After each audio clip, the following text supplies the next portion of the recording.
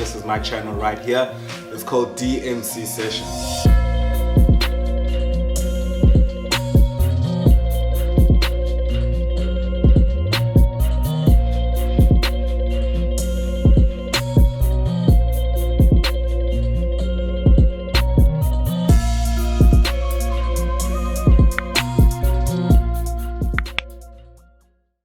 Yo, how's it everybody? I go by the name of Apendule Pakat and this is the DMC Sessions. Today I'm joined by special guests. I feel a little bit small being next to them because man, I done seen a lot of things online. You guys are doing great things by the way, man. Like very awesome. Thank you. Very inspiring. So can you just like let us know who you guys are? What do you do? What are you about? Go first? No, go for it. Okay, so my name is Ronnie Els. I'm a personal trainer. I've been training for 10 years now. Also a IFBB bodybuilder. Yeah. So, Ape used to be the big guy in high school. We were in class together. But that's basically when I started. Basically just got bitten by the fitness bug and made it my life, I guess. Yeah. And now I'm a bodybuilder, currently prepping for my first go at my pro card, or my second go at my pro card. So hopefully that goes well. Wow, yeah. And then this is my beautiful I was girlfriend. just about to say, you did that so good, just introduce me. my beautiful girlfriend, Francé. Yes. She's the SA champion, bikini champion. Whoa. Yeah. Nice. So she'll also be going for a pro card this year, hopefully in Europe. Yeah. She's already been to world championships and everything. And she's also my affiliate trainer. She's my right-hand man. Helps me with clients and all those types And the of looks things. behind bodies Baron. Pretty much. She's the marketing material. Wow, man. Together we are a good team. We work hard together. So Yo, that's so dope, man. Like, you just mentioning something, I'm thinking about it now. I'm like, you and Kolani Sibanyoni, you guys are out here my with training this thing. partner. Yeah, man. And you guys used to be the skinnier, smaller guys back then. Yeah. And that's why I was also so shocked. I was like, snap, this guy just got big, bro. Like, Should've had someone, what's the secret, dog? we'll do one with Zolani another day. Yeah. Yo, what made you actually get into it the way you did? Well, yes, it started so long ago. I remember when I was a kid, I was like 14 years old. We were living in Cape Town still then. And I used to go into the gym illegally. We weren't allowed to train before you were 16. Yeah. So I would sneak in with one of my cousins to go train. And then they would always ask me, how old am I? And then I'd be like, no, I'm 16. Yeah. Means I'm this 11-year-old kid. You can obviously tell I'm not 16, but I managed to get in. And then I just fell in love with training from a very young age. And then it just kind of grew on me. I went from there back to Pretoria, high school, started playing rugby in high school, wanted to get bigger for the team. You played flag. You still remember, yeah. The skinny one that played Played flag. And then, it was my goal. Obviously, I played my first ever rugby game in grade 10. And then I said, oh, well, if I can make the second team by matric, that's a good thing for me. And then I managed to do it. I trained morning, gym session at school. Used to sneak out of school with Fumani. For real? We'd leave 10 minutes before school ended, just to beat the traffic on the road past the Sutherland Spa there and stuff. Yeah. So we'd get to gym here by the Planet Fitness down the road here, and then we'd train, go back to school for rugby practice, and then go back to gym after rugby Whoa, dude, what the hell? practice. So that's what we used to do. I was so tired from And they were rugby still practice. skinny, right? Training hard for That's how I nothing. want to know what the Because we weren't growing. Yeah. It But- only kicked in about 20 years I mean, later. those times we didn't know about eating right. We didn't know all those things. We just used to eat whatever's at school and then just train just for the love of it. And then from there, it just kind of just grew onto me. I carried on where everyone else stopped. For me, it was just part of my life. I would leave parties early or brides early, and people were like, where are you going? And I'm like, just to the gym. I need to go to the gym. Wow. That was just mine. So I lost a lot of friends and friendships along the way, but I think the person I've become, I can't imagine myself being any different without it. Yeah. It's like my whole life is centered around my training and everything. It's been like that for as long as I can remember. I didn't even know that at the time, that you were actually that focused in the gym life. Yeah, no, I was literally, that Like was I my knew, life. Eh? who was those guys who played the backline? What is it again? Nathan. Nathan May. Yeah, I knew them. Like those are the guys. Yeah, who were, but they were the ones that were growing. That's why. they were growing. yeah. They were on the good stuff. So. And what about you, Queen? Like, what do you? Well, I how think do- it's a bit different for me. Yeah. You're currently sitting in like my literal home, I can call it. I grew up here, Yeah. literally. Both my parents were in the fitness. They both competed high up Oh, in the really? ranks. My mom competed a last show 2012, yeah, and then basically they've become part of the official body of bodybuilding in South Africa. So my dad's president of bodybuilding in South Africa and vice in Africa, and my mom's international judge for South This Africa. is a family and thing, huh? I mean, I literally just grew up in the She was fitness born industry. into it. I think if I could be born in the gym, I would have been. Yeah.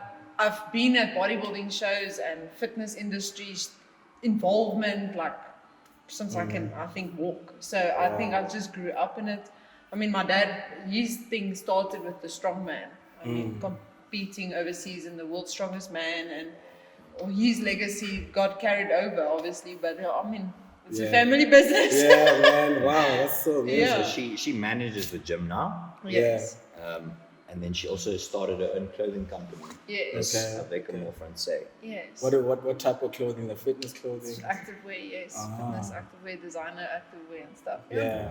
She's for women that feel uncomfortable in the gym. Now Yes. they have clothing that I can think make it's them feel. I think it's Oh, is important that, you know, like a lot of the places don't cater for all women. I mean, some don't necessarily fit into a small, medium, large. So I cater for women up to 2XL because I feel like, you know, everyone deserves to feel confident, Yeah. self-love, confidence is good. Yeah. So it's fine. Yeah. So where can people get it? Though? Like, do you have a social media? Yes, so I have social media avec Francé, and then I also all our companies falls under Gentle Giant Promotions. So my website is linked on there with the online store, and they can shop online. Shop online. Okay, awesome. You guys heard that, right? Time to jump into the gym. We'll put the link in In the description. description. So you guys watch some YouTube, Yeah, we started our first YouTube video like 3 weeks ago. Yeah. Oh, is it? Something we've been wanting to do for long. So we Yeah. finally got our first video We're up. still learning though, so we're Yeah. not this Yeah. professional. I know, come on, guys. It's fine. Practicing the editing and all that stuff, but Yeah. it was quite cool to watch it over again. To Yeah, see yeah, it. to It's like, see it. it's quite cool. What does it entail? Is it? We just did a training day, so we trained like hamstrings on that day.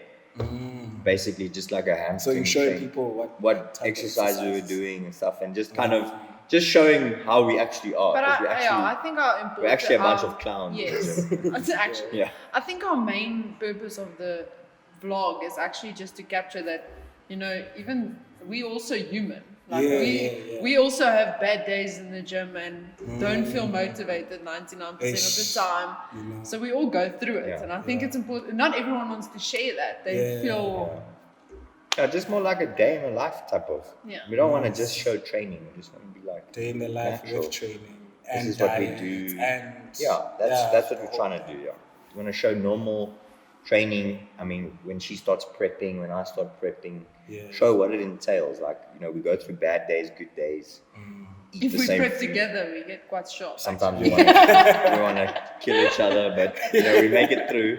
We make it through, and we just want to kind of show people that it's like it's not just what you see on stage and the end product on Instagram, whatever.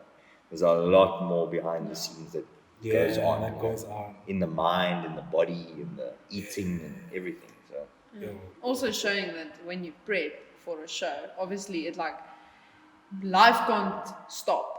Life carries on. You still work, you still have family functions and family obligations and stuff like that, and you learn how to work around it. I mean, I can't remember when last I had an Easter where I could eat with my family. I always have lunch boxes with me, and we miss you out know. on those type of Yeah. nice things. Really? You know, especially if you prep over those holiday times. Yes. You can't have a Christmas lunch. Hey, yeah, you can't go to the wedding and have a good time with everyone. Last year was my first birthday in like 3 years where I could have cake. Yeah, it was crazy. It was the most amazing birthday. So it's like a focus thing, like you really need to. It's honestly a whole lifestyle change. Yes. It's an all in or nothing approach. You gotta, I think for us especially, because we that type of competitiveness, we get people that are like always like, oh, they did this and this, and we just like, but how? Why? Yeah. You know, we are very like mindset in it 100% and very competitive as well. Yeah, well, that's like competitions. We kind of approach it like we're taking people's heads off during the process. Yeah, you have to, man. It's like competition we're time. going for blood, you know. Yeah, That's how we approach it. And it sounds harsh to some people. Yeah. Where we're actually not very liked in the industry because we've made some waves in the last year. But it doesn't matter. Fine, we're gonna make bigger waves this we year. we still stay true to who we are. Yeah. We're not fake love and whatever. We stay true to who we Like are. I'm here to kill you. Yeah, Today. yeah. Yes. When it gets to that competition I time. always joke with Ron. When it's competition I time, it's grew go up, time. obviously, I mean, even with my parents, the position they're in and stuff, they're not very liked in the industry. I mean, you can ask Ron. I think it's it's I think a normal thing. It's a thing of when you follow rules, people don't like you. Yeah. That's just how it is. And the better you are, the more people hate you. So my Guess it goes grandfather, with everything. You gotta have the haters. my grandpa always said, you need to start worrying when people stop talking about you. Yeah. So for now, I'm letting them talk. It's Talk, fine. yeah, and it keeps you motivated. Yeah, like I say, we just keep doing what we're doing because it's working. So. Yeah. Wow, man, I like Come this up on top. union. How did this come out? Like, how did you guys meet? You can tell. I'll tell you because she tells it different. So I started working here 6 years ago. It was a week after my 21st birthday. And so I started as a personal trainer. It was my first day here, everything. I was sitting in the front reception. Now it's going to make me meeting- sound like a horrible I was person. meeting new clients, talking to people that train here and everything. And then she came in and she's sitting there and she says like in this like arrogant way, like, oh, are you the new personal trainer, yo? And I was like, who's this girl now talking to me like this? Little did I know it's the owner's daughter and everything like that. And then I was like, yes, I am the new personal trainer and whatever. And then she was just quiet. And I think from that moment on, we literally just clicked. We just started talking about like prep, because she was prepping for her first show then, and I also just started prepping for my very first show. So we just started talking. We talk about like what cheat meals we like, pizza. You guys and had this. some relatability already. Yeah, from the get-go. And we just clicked like crazy. I've never clicked with a person like that in my entire life. Wow. And yeah, from there Here we we just... go on to 7 years we almost. 6 years and a couple months now. Yeah. So, and we're moving in together now Oh, in the beginning of the new month. Yeah. yeah. So we've got a place together. That's exciting. We'll see how long he can last now. But I mean, yeah, that's basically where it started, and we just clicked from there. And now I'm a coach, which makes things a bit more difficult. Oh, you're her coach. Yeah. So Oh, yeah, I'm originally, sure. her dad was coaching her, Yeah. and then I took over now from 2 years ago. Yeah. 2 years ago. So it's a bit of a challenge, but it's Yeah. worth it though. Ron's actually a softie. That's I'm the very problem. soft. Yeah. That's the problem. It's And hard. you're the tougher one. It's No one wants hard. be It's like hard that. to be a coach that you need to be tough and everything. When Oh, as a it's coach. the person you love. Yeah. So when it's time to be really hard on them, it's very difficult to kind of get that out of you, especially if you're a soft person. So like if she's going through a tough time, struggling with diet, and she's You have really empathy. hungry and she's pushing hard in the sessions, then we get a bit emotional with each other because you know, I'm trying to push her to be her best, and she's not kind of giving it back to me, and then I feel too soft to kind of push her even further. Yeah. Don't worry, he pushes me further. But I mean, she kind of plays on my heartstrings a bit. But I've learned to kind of just stay. But like a brick I'm a wall. very easy athlete.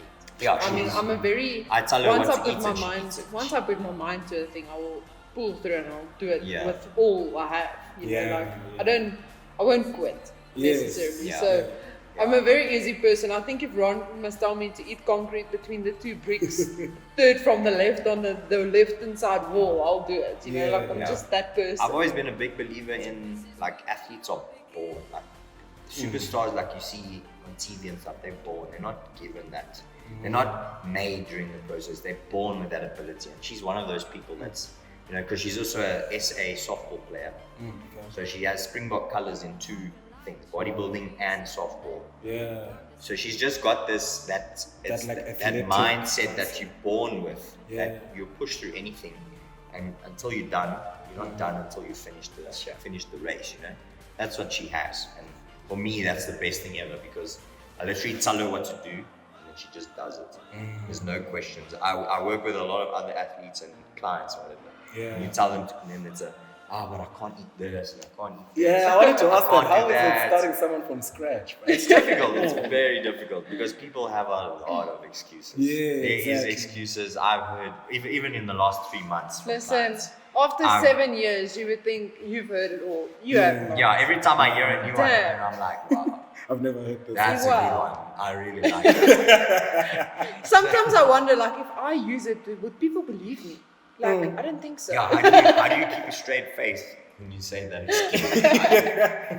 That's why when people text you the excuse, then you know it's bullshit, because it's only when they voice note you that it's you can hear in the voice, or they phone you. But usually they'll text you like, I can't do this, I can't do that, and you're just like, I think we can write a book on the excuses. one day, for real. maybe in the next 10 years. The book of excuses. Probably in like the next 3 years, it will be enough for us to like actually laugh about. Yeah. I guess. Yeah. It's crazy. But you get some good clients that really make you feel good, and you keep wanting to do it, and then you get the clients that kind of kill your vibe a bit, and you get that negative energy, positive energy. But you know, as trainers and like we're managing the gym, you've got to keep that positivity going. No matter how many people come with their bad days and bad vibes, you've got to still be the one that kind of makes sure that they leave here feeling better than what they came in. So that's what we always try and do. And with her, it's like she has this personality that kind of, I call her a sparkler. But, you know, when you light a sparkler, you feel happy, and you know, New Year's Eve you light the spark. That's her type of personality. She can bring light into a room. Sure. So for her, it's a lot easier. For me, sometimes when a person comes with like a negative attitude, I'm just like, you can't fake it. Your like face is seriously, dude. Like seriously, just go home then. Like, come on. Like, I ask you, how's your weekend, and you come, this and this and this, and I'm like, oh gosh. Great. So we're gonna start the week like this. Yes. You know? Yeah. You know, it's like sucking the energy out of that person. Yeah. But you know, I love it. We do what we do. But like with that, man, because gym is hard. Because I also try, do my best. Yeah. And I could imagine for like the average person, it's like hard to keep going. So for you guys, even for those who are watching, what keeps you motivated? What keeps you going? Like, how do you get that fighting spirit? For someone who is not It's a really born difficult into question It's a to difficult answer. question to answer. Yeah. Something we always struggle to answer. I don't think it's not that we stay motivated and driven. I think we just have,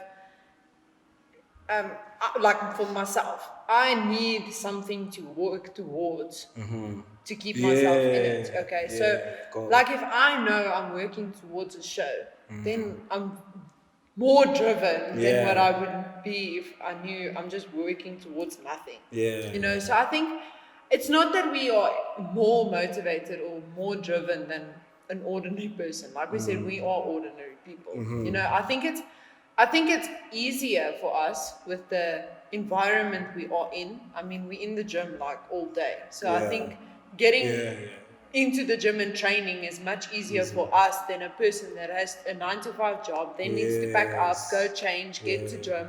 So I think it is easier in that way. But I don't... we have it very easy compared to Yes. So yes, it's easier. But I mean, Ron can vouch here for me. Like I cry a lot in the gym. For real. Like, a person, you don't have that drive every single day. Yes. Some days you're going to get into the gym and you're going to feel, flip it, I feel strong today. And then tomorrow you work, the first set you're already crying because I'm like, shit, I'm not going to make it through this Get yourself session. through the warm-up. So I think it's a very strong mind game, actually, that you play with yourself. Honestly, I think the fitness lifestyle It is. applies just the same if working a job, you don't always want to go to work. Yeah, actually. Nobody wants to go to work every day. It's No one like, wants to wake up at 5 it's the same. So like training becomes like a bit of a job for us. So you don't feel like doing it every day, but you know it needs to be done. You know you need to go work because you need to make money, you need to pay bills. That's out. So it kind of falls into the same thing for us because we know we need to train. We need to set an example for our clients. We need to look good to market ourselves. I mean, nobody wants a trainer that looks like they don't train. You know? You're not a trainer that needs a trainer. You're a trainer that people need. Yeah. So that, and then, just like if you're working towards going on stage, like I said, it's a job. If we're prepping for nationals, we're going there to win the national championship. We're going not for to our participate. We're going for our pro card. We're going to make sure Yeah. we win the lineup to get the pro card and to go from there, move forward. That's kind of what just keeps me going. I chase the feeling for after. Because during training, it sucks. You're dying. I mean, yesterday we trained hamstrings with Ronnie. He didn't finish the workout because I said, because by the trainer, was he posted a puking? picture. So whenever we train legs, he dies out on the last exercise and he goes to the bathroom. We already know when he Whereas- starts picking his things up and he says, Yes. "That's me." I know Yes. he's going to the toilet. But we still. I mean, I was feeling so nauseous. I just don't like throwing up, so I'd rather just keep it in. That's when your meal starts sitting But down. that's the level of intensity we've now going to that push is now intense. because we've been in an off season for so long. Now we need to up the level a bit. So, but we got through it. We did it, and that feeling afterwards, you're always like afterwards, you're like, wow, okay, that actually wasn't that bad. I can push a little harder go next on time. again. That's what Yes. I always chase.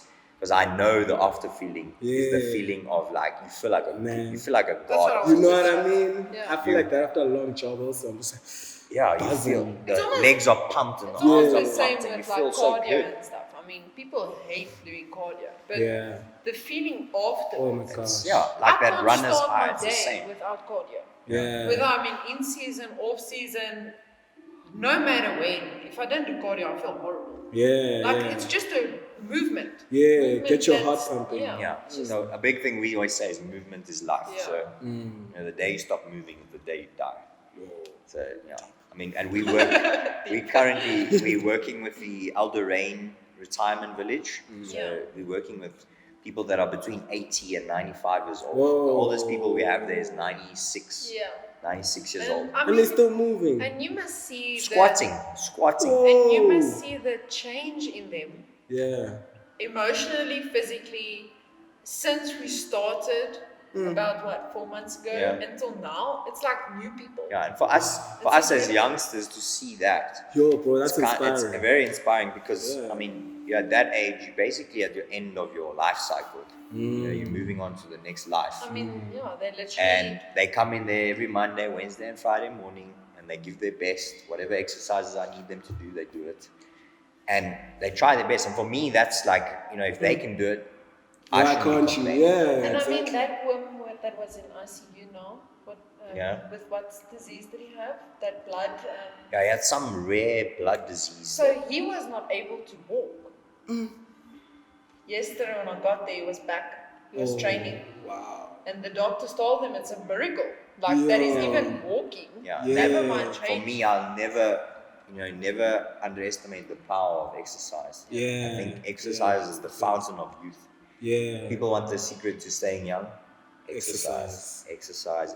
And most exercise. people I know who look young do exercise on a regular Yeah. basis. I'm also trying to stay young, guys. So It's difficult. it's difficult. Yeah. I mean, Not easy, I realize like the consistency is what kills people. Like it's very nice to start. Oh, I feel good. Take pictures. I'm at the gym, and then 2 months down the Yeah, line, you don't get that instant gratification. Yeah, so you're like, that's a job. I was just I about need to to say, carry when you on, get yeah. that, when you see the change, Yeah. When you see the you automatically become more motivated, Yes. more driven to do more, Yeah. to get more results. True. Yeah. It is.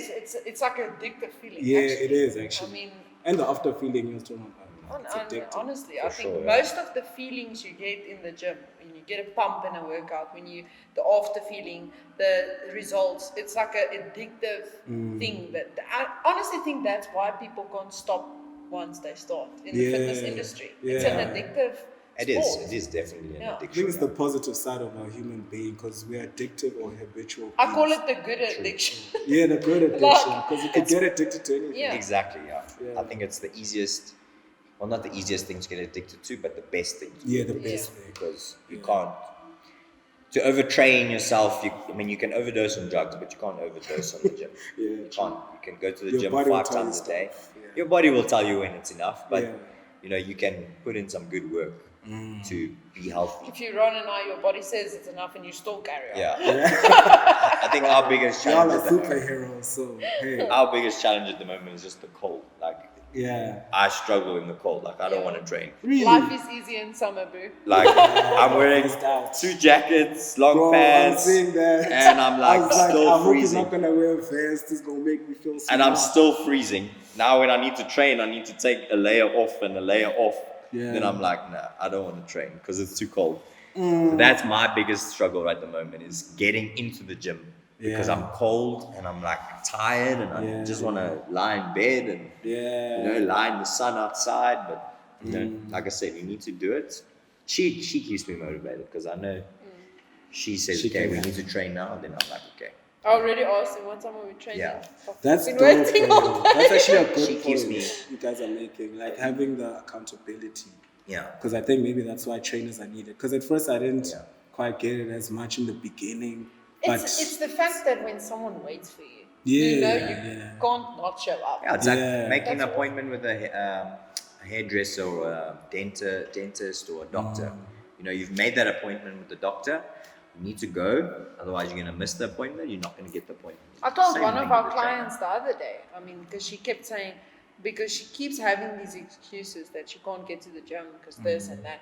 So I said to her, when you schedule an appointment with your doctor or You your make sure. dentist, you make sure you go. Yeah.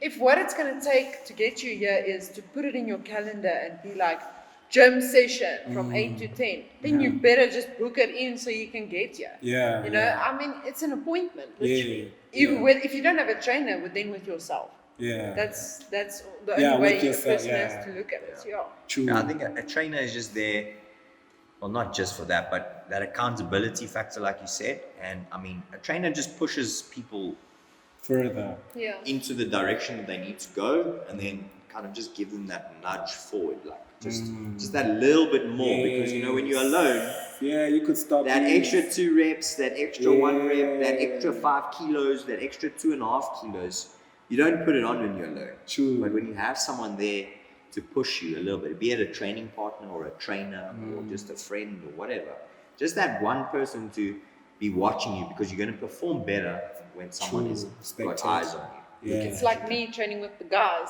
Yeah, you have more pressure to show She you. always pushes harder because she's keeping up with us. Yeah. But at the same time, we as the guys are also making sure that we push harder so that we stay ahead of her. Because a lot of times Oh, she could show you. we'll go to like lunges, Yeah. and then I'm like dead. And I'm like, okay, we're just gonna do bodyweight lunges, and she'll go grab the 20 kilo bag, and I'm like, shit. Now I have to do more than that. Yeah. And so that in that way it helps a lot as well, because otherwise I would have just done the bodyweight. But for the Yeah. fact that she grabbed the 20 kilo, I'm like, okay, now I got to take the 40 kilo at least, Yeah, for and then sure. and then you actually do it, and you're like, okay, well. I think a lot of the time, if you train with someone, you don't even realize how you motivate each other and drive each other. Like you don't have to even say it. Exactly. Yeah, it's. I'm pretty sure Ronnie can also vouch. Yeah. In the end, these two give me a go, but I give them a go because they give me a go, and I'm pushing, and then they have to push because it's like a like a whole trial circle. thing. Yeah, Yeah. it's like Yeah. what goes around comes around. Oh yeah. So, in terms of diet, let's talk about diet. What is some good diets we can have, eat? Especially, okay, let me first, because maybe I know there's maybe different types for different people's journeys. So let me say for a beginner, how can they start their journey where they can mix the exercise and the diets? Well, yeah, so dieting is pretty simple. I think people overcomplicate it way too much. I think, there's so many diets out there. You got the keto diet and the low carb diet and this diet and eggs only diet and this and that. People just search for this like magic like diet that just works. And I think any diet is going to work if it's in a calorie deficit. If you're going to try and lose weight, as long as you're in a deficit, you're going to lose weight. So, What do you mean by that? So a deficit is when you're using more energy than what you're consuming. So every food you eat has a calorie. So let's say I had oats this morning, chicken for lunch, and mince for dinner, example. So let's say I've eaten 1,000 calories today. If I burn more than 1,000 calories, that means I'm in a deficit. If I haven't burnt 1,000 calories, then I'm in a surplus. So the average human being burns between 1,500 and 2,000 calories just by being alive, not even exercising or anything. So for you to be in a deficit, say 2,000 calorie average, then you need to eat 300 calories less to 500 calories less than what you actually,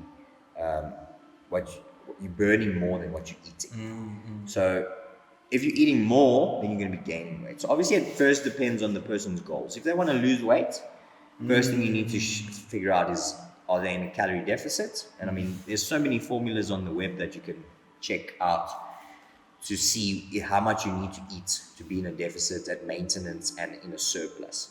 So maintenance calories is basically what you need to eat on a daily basis just to survive. So if your life involves using 2,000 calories a day, just by, let's say we're doing a podcast all day, and you burn 2,000 calories just for doing that. You need 2,000 calories of food to maintain that lifestyle. So if you want, let's say, maintain your weight, eat that much every single day. If you want to lose, you usually start by dropping it by like 300 and then increasing to 500 if you want to lose faster. And then if you want to gain, you go 300 to 500 up. Depending, that's when you need to monitor like how much fat you're gaining, how much fat you're losing. Because at the end of the day, the goal is not weight loss, it's fat loss. And the goal is not weight gain, it's muscle gain. You don't want to you're not gaining weight just for the sake of gaining weight. 300 calories more than 2,000. It doesn't mean don't eat and eat 2 pizzas at night. I also think that's where people get it wrong. Get things wrong. I think they say, I'm in a deficit, but what do they eat? That's it also depends on the food. So your protein requirements are very important. You need to be eating 1 gram to 1.5 grams per pound of body weight. Some people work it out on their lean body mass. So your lean body mass is the muscle compared to the fat. And some people just work it out on the overall body mass. So I usually work it out on the overall body mass. So for her, for instance, what's your weight now? 70 kilos. Like 120 to 130 pounds. So she's eating about 130 to 140 grams of protein a day. So if you break that up, so like a chicken breast, 100 grams of chicken breast is 30 grams of protein, and 4 egg whites is 12 grams of protein, give or take. So you just basically calculate it off of the food that she's eating, but she has to meet her protein requirements for the day, 140 grams. Then her carbs and her fats will make up the rest of her calorie requirements. So at the moment, she's on 1,400 calories on a high carb day. And 1-2 on a low carb day, about there. So, but the protein requirement stays the same. It will drop a little bit when it's higher carbs, because if you eat more carbs, then it's much more protein sparing. So you don't need as much protein when your carbs are a bit higher. But that's basically how I structure the diets around. Most importantly is the calorie intake that you need for your day. So she trains 3 times a day. 2 cardio sessions and a weight session. So she's going to need more calories than the average person, but she's also in a deficit because she's trying to get as lean as possible for the show. 16 weeks. We're not really supposed to talk about it. But it's a wink-wink situation. It's an if but maybe type of We're not 100% sure. Yeah. We just we're just seeing where the But, road yeah. takes us. But you're still preparing nonetheless. Yeah, Yeah, we'll keep it undercover. Yeah. We'll show up on the day.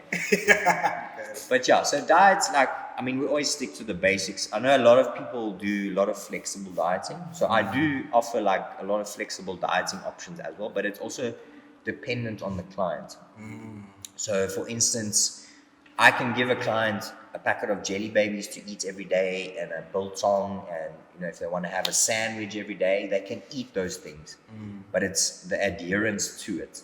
When if someone gave me a packet of jelly babies to eat every day, I'm most likely not just going to eat one packet. I'm going to eat 2 packets. Yeah. Because it's there, it's available, or you can only eat one toasted cheese sandwich. I wouldn't be able to just eat one toasted cheese sandwich, especially if I'm hungry. I'm going to make myself 2 sandwiches, So it depends on the client's adherence to the diet. Then you can offer that more flexible approach. But there's not many people that can stick to that flexible approach, because then they think, oh, well, I can have a toasted sandwich, so that means I can have this. Or, they kind of think, oh, it's the same thing. I almost had that chicken mayo in my diet. Yeah, I gave her that. It's a bomb. So, she's this person that just, whatever's on the plan, she sticks to it. So for her, it was easy. Give her some jelly babies. She eats, if I say she can only have 10 jelly babies out of the packet, she'll eat 10 jelly babies and put the packet away. So for her, it was a lot easier to do that way. But for most people, you kind of just have to keep it as strict as you possibly can without making them feel like they in a prison eating the same meals every day. Because that's the toughest thing, is eating the same type of food every day, changing small things like the vegetables or things like that, just to keep that bit of flexibility. But basics, stick to your protein intake, 1 gram to 1.5 grams per pound of body weight. Your carbohydrate intake will then, and your fat intake will then make up the rest of that. So 40% protein, 30 to 40% of carbs, and then 20 to 30% of fats. Basic dieting principles. I think it's just important for people to realize, whether you want to lose weight, gain muscle, gain weight, there's no shortcuts. There's no magic pill. Basic principles. Because if there was a magic pill, Ron and I would probably be staying on the beach somewhere. Well, I wouldn't have to work. I wouldn't have to work then. I'll just be dealing tablets everywhere. Sure. Everyone must just be willing to put that work in. And just understand that everything in moderation is fine. You can go out on the weekend and have a couple of beers with the boys or the girls, a cocktail with the girls, but you're not going to go have 6 cocktails. You can't have 6. You're on an eating regimen. So have 1 or 2 cocktails. The other day for one of Ron's clients, we worked out the calories she had to drink the night before. It's scary shit, Greg. Alcohol. No, alcohol is harder because once it starts, it's like, whoa. Okay. Plus you're mixing it with tonics and cool drinks. Other things too. So like I always say, especially to my male clients, and I enjoy having a whiskey every now and then. So have a whiskey on the weekend, but have it with a Sprite Zero or a Coke Zero or water. Don't mix it with Coke or if they want to have brandy or gin or whatever, make sure it's with a sugar-free tonic, because then you've saved probably 400 calories just on that alone. And your body doesn't really process alcohol well. It dehydrates you. So most people don't drink enough water in the first place. True. Now they're drinking alcohol, so they're half dehydrated, feeding their body with sugars and fats and whatever. And I mean, it's 9 calories per gram of alcohol that you consume. So I mean, if you have 3 gin and tonics, it adds up pretty quickly. Yeah, for sure. Then a week later, they come for their assessment. They haven't lost any weight. You ask them what happened, and then they have long stories of the diet is not working and this. But meantime, they're drinking every weekend. Correction, in the assessment, they stuck to the plan. They don't understand. And then you go into the gym and you start training and you start talking about what did you do this weekend, and then then the secrets come out. Like you just said, when you're drinking, there's food involved. I mean, you had a braai or your friend's house, you're having drinks, there's snacks on the table. She's one, she knows very well how that is. I don't even start. Because you start drinking and then you start snacking. You get and hungry. it goes together. And that just builds. That bowl of chips that's always on the fucking table. That's the braai. And if they brine, that meat is so good when you drink. It's like the worst thing ever. Exactly. So basic diet principles. Stick to your basic requirements and make sure you're getting in everything that you need. Don't cut out anything. People love cutting out. They say, oh, carbs, I can't eat carbs. Carbs makes me fat. No, carbs is your energy. You need carbs to survive. Protein fuels the muscle building process. Your fats is just as much as important as the carbs and the protein, because your fats is just like carbs, it's fuel for your body as well. It's good for your hormones. It's your hormones don't function properly if your fat levels are too low. There's a lot of things that go into the foods that you eat, and it doesn't help you when you're flexible that you're eating, like she said, pizzas and burgers and stuff. Yes, it's within your calories, but what nutritional value are you getting out of it's a actually burger like and a pizza? 10% protein and fat and carbs. So high. you're kind of just ruining the importance of the nutrition and just focusing on the eating, which then people lose it there. So I always say, as long as you follow a diet that kind of reaches or meets all the needs of the nutritional aspect, then it's okay. But don't go and starve yourself and cut out certain things because now you want to lose weight and whatever.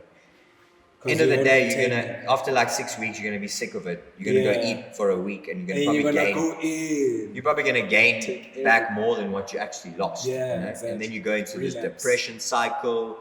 Then you give up, and then you just do that like 4 times a year. People do it like it's like a seasonal thing. We've all been there. I see it a learned lot. the lesson. I see it. I'm actually working with a client now that's done that twice already. I got him in such good shape, and then it was during lockdown. He lost went everything. into lockdown, and then obviously I understood that part because it was a bit of a tough time for everyone. And then he lost everything that we had worked so hard for. Then he came back, basically just started getting into it again, and then he fell off again. Now he's with me again, so now we're trying to get him back to where he was before, pre-lockdown. So it's difficult for us as trainers because we invest a lot of time, and like I said, I'm a very soft person, so my heart is always in it. So when you see that happen, you're like, yes, okay, what can I have done differently to? But it's not always the trainer's fault. Exactly. Well, most times it's not the trainer's fault because it's the person that's following the plan that needs to follow it. I always say, like, a coach and a trainer is only as good as the athletes that they have. If the athletes are not performing, the coach looks bad. I mean, you can look at any soccer team, rugby team, whatever. The first person that gets the axe is the coach. That's why they get super So, upset. the players are playing like terribly. They're not putting in the time and the effort, and they're probably going out drinking at night. And then the first thing that happens is the coach gets the blame. That's what happens, and that's what happens to us. So you always think, oh, what could I have done differently? What could I have done? But then you need to look at all the facts, like, did the person do their check-ins every week? Were they following the diet every week? Were they training to the best of their ability every week? It's not always a thing of you have the person with you every day. You have them with you for an hour, maybe 3 times a week. But what do they do the other 5 days or 4 days of the week? What do they do in that time? That's where the difference comes. Ron always tells me a week has 7 days, not 5. Yeah, exactly. Because I think a lot of people, I mean, this, even myself, I've learned this now over a lot of years. But you would diet Monday to Friday, Saturday, Sunday comes, you like having a weekend blast, and Monday you can't understand why the hell you picked up weight again. And then Ron one day told me, a week has 7 days, not 5, eh? So I was like, okay, got that. So I think a person also learns, like, you learn your pattern at some point. Because I also used to tell myself, like, okay, weekends, day off, Monday I'm gonna punish myself. Like, if I'm like, when I come back Monday, I'll kill all of this off. So let me just enjoy myself. My entire family, the women in our family, everyone. I don't understand it. I eat right during the week, and then the weekend I'm like, you answered your own question. The damage you do on those 2 days, those 2 days is a week of progress gone. It's like overindulgence on the weekend. That's the thing. So you kind of just think, well, it's weekend, I can relax a bit. And then you say, okay, I'll get back to it Monday. But then you've lost 2 days. I mean, it's the same. And the momentum dies too. I remember you remember Justin Abishapke? Yes. Yeah, so we studied together, personal training together, and then I remember the one time I'd missed a session in the week. I think it was like a Thursday or Friday, but then you don't usually train on a weekend, so you miss Friday, and then you don't train Saturday and Sunday, and you start Monday. And then I remember the one time he told me, he says, now you've missed 3 days of training. It wasn't just Friday that you missed. Now you've missed 3 days of training. Now you start again Monday. Next time you miss a Thursday and a Friday, then you miss 4 days of training. And 4 days is almost a week. Yeah, for sure, bro. So that's, you got to look at it in that aspect. You're missing 2 days of diet and 2 days of training. That's a lot of time. Yeah. Out of 7 days, that's a lot of time. Out of a year of 365 days, add that up. It's a lot. You only have one leg session a week, one arm session a week, one this, or however you do your programming. It's only 52 weeks. 52 weeks in a year. It's 52 leg sessions a year. Yeah, if It's you're doing legs once a week, you're doing only 52 leg sessions a year. That's not a lot of leg sessions. Yeah. Or if you're only training twice a week, that's not a lot of training sessions in a year. So the most important thing is the consistency, and you've got to live it as a lifestyle. If you want to change your lifestyle or your life, you have to change your lifestyle. So you have to make it fun for you. Like you need to kind of create and a way. find what works for you. That's why I say there's no specific diet.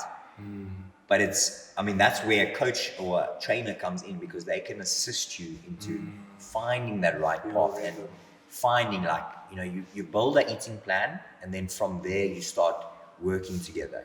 A lot of times clients miss their check-ins and they don't update their progress and things like that. And then you can't do anything because you don't know how the body's responding. You don't know if they're losing weight. You don't know if they're gaining weight. You ask them questions and they're kind of very despondent to you. So you can't really make changes. And those are the clients that don't really ever stick to the plan, and you lose them over a short term. But the ones that stay on it for long are the ones that actually do their check-ins every week. And they're saying, okay, this week I couldn't eat this, this, and this. Can we maybe change these foods to this foods? Can my snack maybe change from nuts and an apple to biltong and a banana, or this and that? And then I can actually change the meal plan around to suit them better. Maybe they had a really busy week, so they couldn't eat during lunchtime or whatever. So I'll say, okay, you can have a shake instead of the eating, just to suit their lifestyle. But if they're not giving you feedback, I also think it's work. important to realize when you take on a personal trainer or a coach or in whatever aspect, whether it's online or one-on-one, it does not mean you have to be with that person or a trainer or coach for the rest of your life. Yeah. You must use that, whether it's 3 months, 6 months, 12 months. Take it as a learning opportunity. Yeah. So once you're done, you can go and take that into your own lifestyle. Because we have a lot of clients that has maintained their results or even bettered their results on their own. Yeah. Just because they've learned, no, I don't have to cut out my life.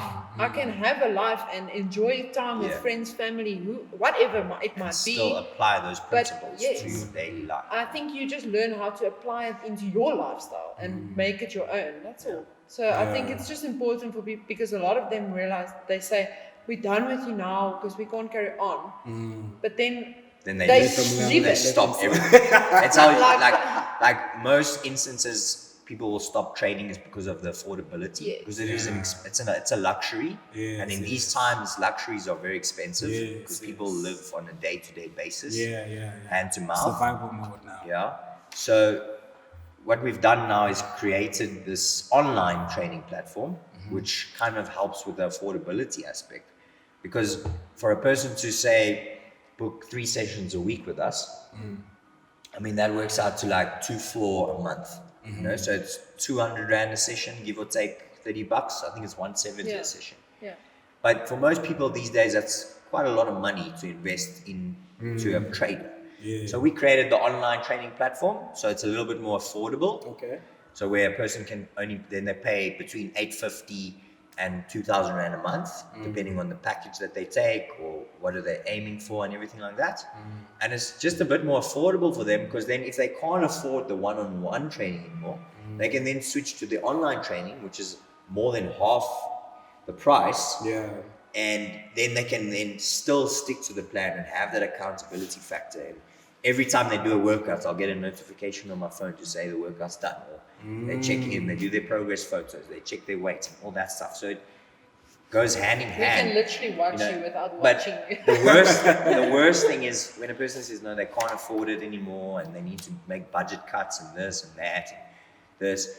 Then you say, okay, well, thank you for being a part of my life. And I mean, every client, I think most clients I would like to have at my wedding. That's how important they are to me. We become close with our clients. I invest a lot Like of a time friendship. and effort into them. And when they leave, you can ask her, I get in like it's like my girlfriend just broke up with me. That's For all. real? For real. For like 3 days. He goes quiet for like 3 days, and Like then I'm like, it hurts. okay. It hurts. And not for the fact that I know they can't afford it anymore. That's not the thing. It's just, it's like you've lost a friend or a relationship. Yeah. Because I think then it's what happens then is then build you don't see them at the gym anymore. So then after like 2 weeks, you message them and you're like, hey, what's up, bud? I haven't seen you at the gym for 2 weeks. You know, what's happening? Why aren't you? No, I've been busy, this and that. You know, but when he was training with me, he was there every day, or she was there every day.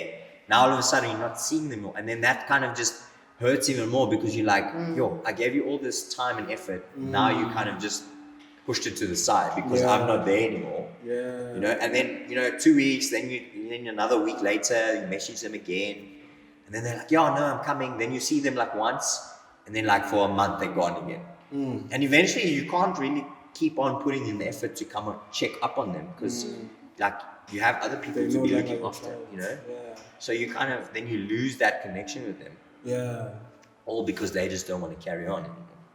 So that's usually what happens. You invested, eh? It is. I think that's nice. the most important thing is when I started personal training is you gotta speak your passion for people to believe in you. You know? If you believe you are the best in the world at something, people will jump on your train Also and they'll think- believe that too. I mean, just like anyone, I mean, you have a passion for what you do. We have a passion for what we do. If we could do it for free, we would. Yeah. You know, in That's- the end, we would do it for free, but Yeah. we all have to make a living. I mean, so Yeah, trust me, I've helped many people for nothing, not a single cent. And a lot of the time it's been thrown back in my face, like, you know, then what do I do it for, you know? But like I said to a client this morning, actually, if you always got to ask yourself, if money was not an issue, would you still be doing what you were doing? And I can honestly say That's a we would quote. both probably We be would. living in this. Yeah. Even, I mean, way before money was even a thing for me, it was already my life. So think now it's it's just a bonus that I can make a with career out of it. everything we do, we can literally see people's lives change. Yeah. Like whether it might be a woman that comes to Ron, they're struggling to fall pregnant because she's too skinny and she has to gain weight. I mean, yes, it's a different goal, but it's a person who now has 2 children because Ronnie helped them through the journey. I think, Wow, I there's think also it's that just element. you know you see people's lives change. Yeah. And small things. And always in the small things. positive. It's never in the negative. And you know, when it's like that drives you to do it more. Because you see, Yeah. and I think in everything we do, whether it's now the training, the tan business, all that stuff, you see people's lives change literally in front of you. They feel Yeah. better about themselves, they feel positive, they have a more positive mindset approach into life with everything they do because they feel good with themselves, and that's and I think that drives a person so much to like Yeah, keep to keep doing what you going. do. On top of the passion you already I mean, a have. few times when Ron has these draining clients, then he's like, you know, I'm done. I'm done. Then I'll say to him, you know, that's one client. Look at the 20 or 100 dad's lives The you've ones that make changed. it worthwhile. And Yeah. then he's like, okay, yeah, you're right. So yes, let that one client go. You know, like flip sakes, no one wants a negative person. I mean, Yeah. it's difficult to always be positive, but there's that, like it gets to a point. Yeah. And then you focus on the ones who appreciate it, whose lives you've changed in a positive way. And That's beautiful, guys. Makes it worthwhile. Just to sort of close it off, I need to touch on the competitions real quick. Like what competitions you guys entered, which ones you've won, which ones you've lost. Her first competition in 2016 was the Gauteng Novice. North novice show. So that's for beginners. I think she came like 15th out of 20 there. Yeah, I was like almost dead last. Then my very first show was the Boxburg Classic in 2016. I did like a 12-week prep for that, and then I ended up winning the show. Didn't think I was going to win it. I thought I was like 6 out of 8. Yeah, because that year we both went to essays. I won provincials, and you also won. Also won provincials, yeah. So then we went to essays. Ron didn't make top 6. He Yeah. went and had pizza and left me backstage. And I think I placed 5th that year. Yeah, she made top 6. Yeah. So yeah, first year of competing was a huge success. We both went to essays first year. She did well in essays. I fell out a bit. But I learned from it. I came back the next year. And then 2017, I didn't have a good year. It was a bad year for me, like mentally and stuff. So I kind of fell off the bus. Did a couple of shows, but I didn't really do well. I think I came like 5th and 3rd or something like that. She carried on, did a show, did well. 2018, 2019. And then 2019, I made my comeback again officially. And then I put my heart and soul into my prep. And I placed 5th. It was a prize money show. I won 2.5 grand. First place got 10 grand. But I was destined to win that. That was like the show to win. I was like, But I had a new coach and we were just learning a few new things. So my peaking for the show was a bit different. So I kind of like lost it in those last few days where I didn't look my best. And after that, I was like, you know what, I'm done with this bodybuilding stuff and whatever. But then 2020, I was like, no, okay, I'm gonna go for my SA championship title, and then lockdown hit. And then I think I remember that. last year, from 2020 lockdown, I took equipment out of the gym, put it in my garage. We were training, me, her, and Zolani in my garage. her, Zolani, and me training in my garage every single day. It was that hard lockdown where you weren't even supposed to be driving around. Yeah, that level 5. And then I was like, if I get pulled over, I'm going to the grocery store, and if they ask my style, I'll stay there. So we literally put in the work inside the garage, doors open, using the car window as a mirror, like going hard there. We had like dumbbells, whatever. So I was in shape. I was ready to compete from that lockdown already. Yeah. Then 2021 came, and then I was like kind of like in two minds every time. Do I want to compete? No. And then I was prepping her for her big shows for the year. So my main focus was her, and then Zolani wanted to do a prep as well. So then my main focus became him as well. So the sessions weren't about me anymore.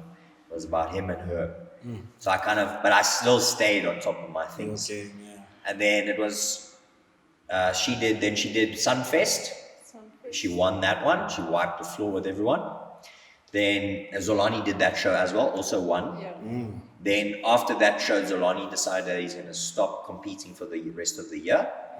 And then when he did that, then I was like, okay, well, if he's not going to go, then I'm going to go for it. And then I started prepping for the Arnold Classic. And then I won that in November last year. Yeah. So that was my first attempt at my pro card. Wins. And then, she won the SA Nationals last year. Overall. So she's the highest accolade of SA Bikini. She's got it. So now the next step is to get a pro card. So we'll see now, end of this year, if we can go for it or not. Yeah. Go from there. Because then she can start making money off of it. Definitely. I'll just travel as the coach. Have you guys ever been called to like be judges of any of these competitions? So it's actually, you do not have to be called. Anyone can do it, like yourself. Oh yeah. So there is judging courses throughout the year, starting around, I think it starts Feb every year.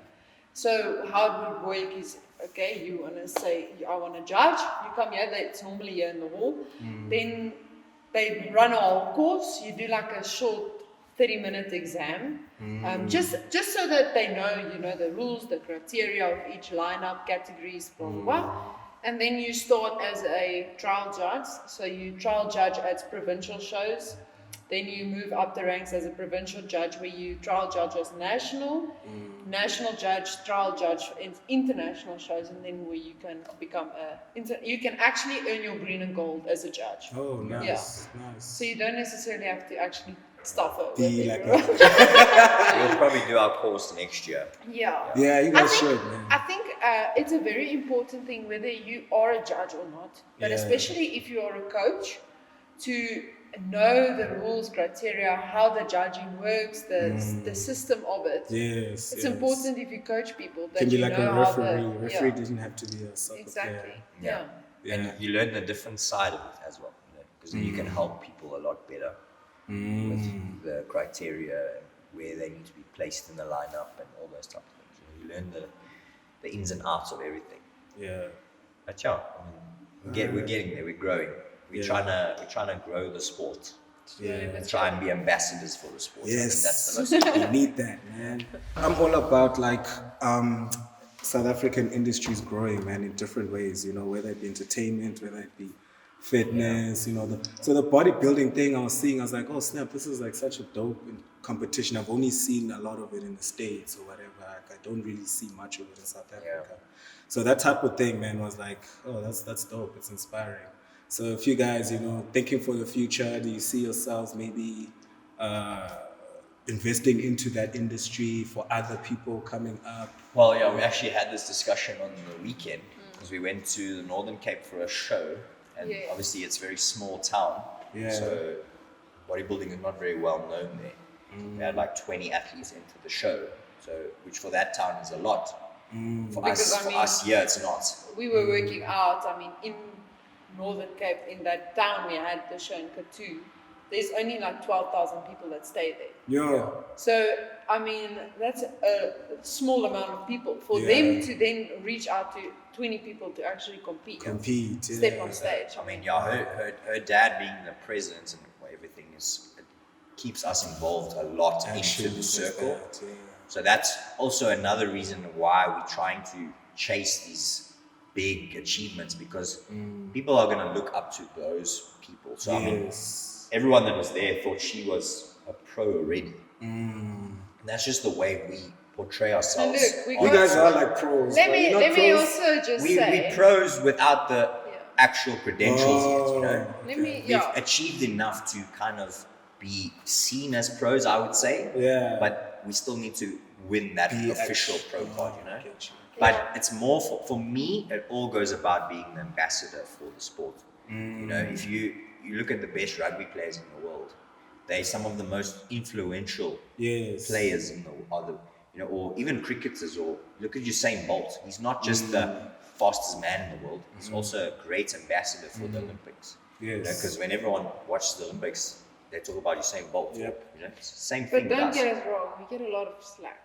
We get a lot of. We win shows and then it's because of this, because your dad is this and your mom is this. The typical. So people take away our wins because we so well known. And I think it's important for, and it happens everywhere, it happens in everything and whatever. But I think it's important for people who say that to know,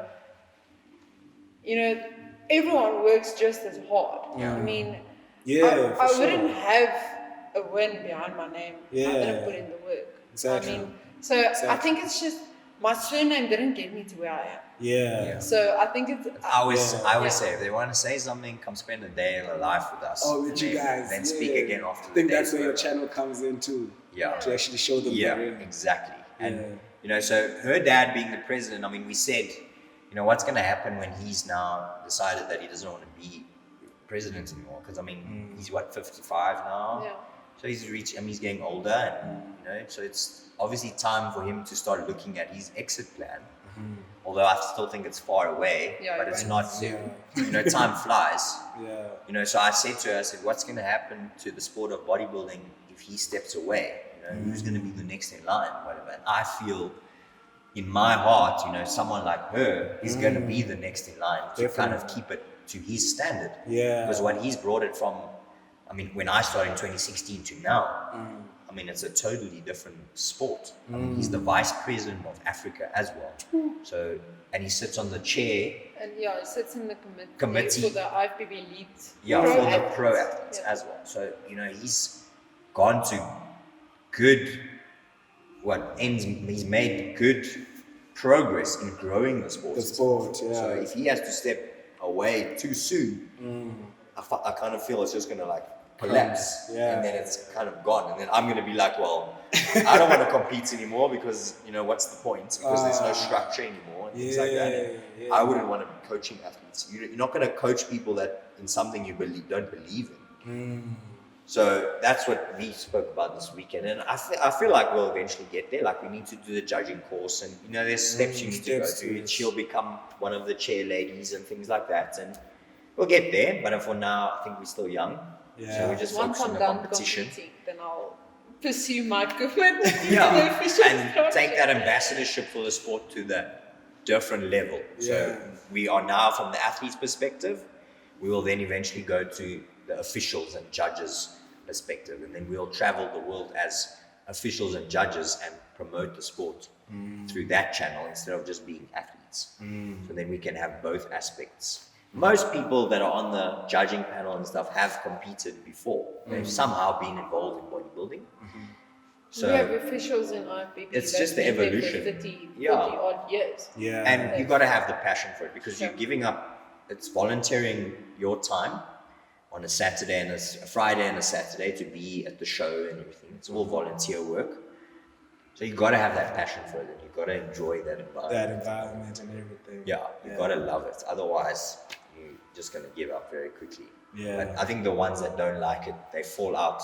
Yeah. The bad apples always fall out the bag. Very Sure. quickly, Sure. So. Oh man, I really appreciate it, guys. I think also the audience needed this, because I really wanted to get into this world of bodybuilding. I've been seeing you bodybuilding and you and Konami, and I'm like, snap, man, these guys actually really got big. Yeah. So the next We show need to have you him. must come. We I need must to have come him And on. experience it with I us must on definitely- hand first. First hand, yeah. See you guys. What did they put oil? So you guys will it's get there. tan. Yeah. It's a tan. It's, Jan we tan. use Jan tan now. It's we import it from Sweden actually.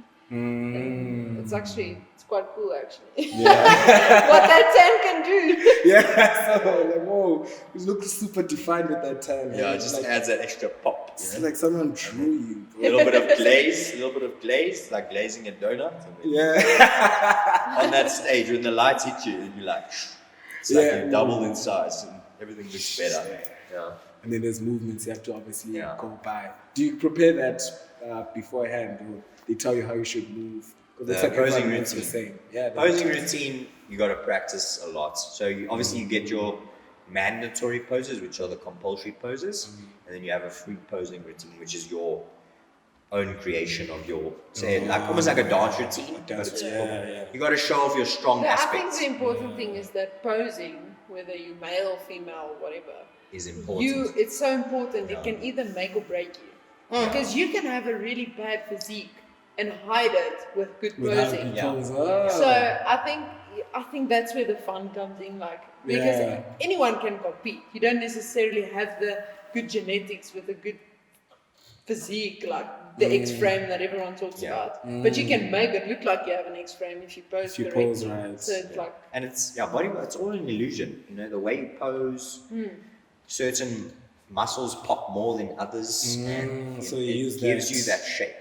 So you might look like this in the gym, but when you're on stage and you're posing correctly, it makes it a bit of an illusion. we Your can walk posing into the sucks. gym and I can show you photos of people on stage and them standing in front of you, and you'll be like, And if your posing sucks, the judges, they can't judge you properly because your posing is just horrible. So what are they really looking at? Yeah. So you got to put a lot of time into your posing as well. I think last year was the first time where I actually put in the most time into my posing. I was in this room like every single night from 8 o'clock to 9 o'clock, practicing my posing in front of the mirror, just so that I could have it.